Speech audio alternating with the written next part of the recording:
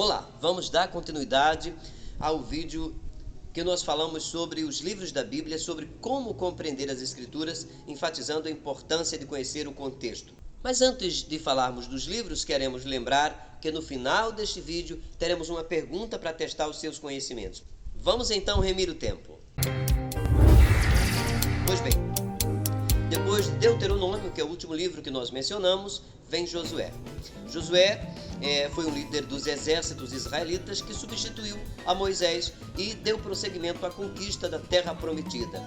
Queremos lembrar que essa conquista não era apenas uma conquista da Terra Prometida no sentido de cumprir uma promessa de dar a terra prometida a Abraão, mas que neste momento Israel estava também sendo um instrumento de justiça de Deus para punir os cananeus, que eram povos muito maus.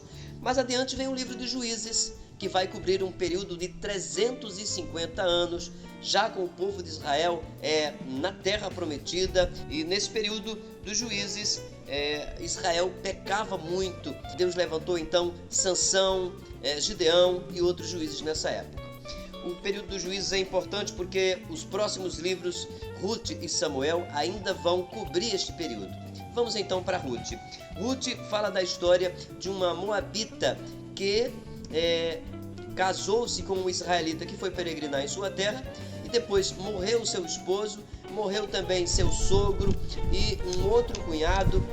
Enfim, ficou apenas ela e sua sogra, e ela não abandonou a sua sogra. Então é um livro que vai falar desta amizade muito grande, mas muito mais que isso, o livro vai falar também sobre uma bela amizade, uma bela história de amor entre ela e o remidor, que é Boaz.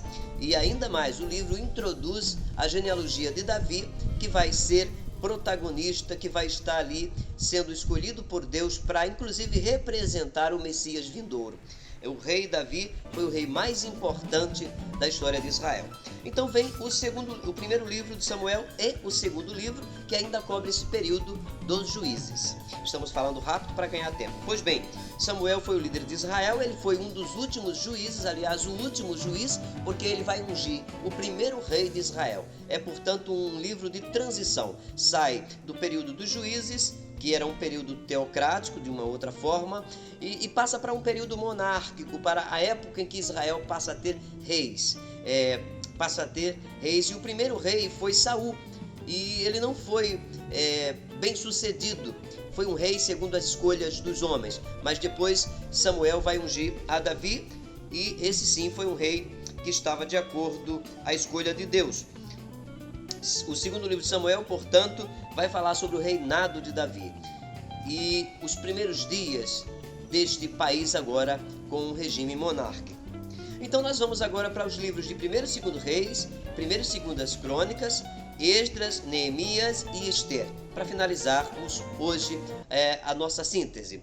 Queremos dizer que o livro de Reis, o primeiro livro de Reis, ele vai falar sobre o reinado de Salomão. Salomão, filho de Davi, e ele vai reinar em Israel. E durante esse tempo de seu reinado, Israel está unido. O segundo livro de Reis vai mostrar já o reinado dos filhos de Salomão e um país que já se dividiu. Houve um cisma e ficou agora o Reino do Norte e o Reino do Sul.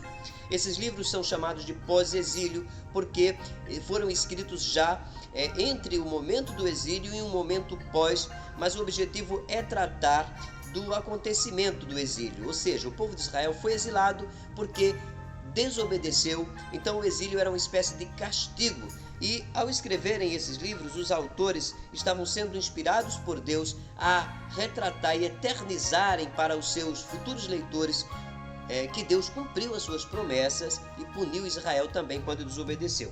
Para não ser repetitivo, Crônicas é muito parecido com Reis. Então, 1º e 2º Crônicas vai cobrir o mesmo período também pós-exílio, ali lá para o século 5, 6 antes de Cristo. A diferença é que o livro de Crônicas vai tratar do Reino Unido, 1º Crônicas, enquanto que 2º Crônicas vai pôr ênfase na tribo de Judá, tratando, portanto, do reino dividido. E então, Esdras e Neemias, que são pós-exílio mesmo, em diversas formas, pelo menos em duas maneiras. Uma, que acontece depois do exílio, mas não sofrendo o exílio ou apenas retratando. Mas ele é pós-exílio porque é o momento do respirar de Israel, não é? E Israel tem o direito, o povo judeu tem o direito de voltar para a sua terra, reconstruir Jerusalém e as muralhas. Esdras e Neemias vão tratar deste assunto, de como foi reorganizada a sociedade judaica daqueles dias e tudo mais. Por fim, vamos a Esther. Este livro relata a história de uma rainha judia da Pérsia que atrapalhou um complô para destruir o povo judeu. Mas muito mais do que isso, no livro de Esther nós vemos que, apesar de não ter a palavra Deus ali registrada, o livro de Esther vai contar como Deus, vai mostrar como Deus livrou o povo de Israel da morte. Portanto, paramos hoje aqui em Esther. Num próximo vídeo falaremos dos demais livros do Velho Testamento até chegarmos no Novo. Mas como disse no início, temos uma pergunta para testar os seus conhecimentos. Eu passei e vi, voz clamando no deserto, gafanhoto e mel silvestre, cinto de couro nos lombos, peles de animal por vestes. O que foi que eu vi? Se você sabe a que me refiro, faça um comentário e no próximo vídeo nós confirmaremos e faremos outra pergunta. Até lá, até o próximo vídeo.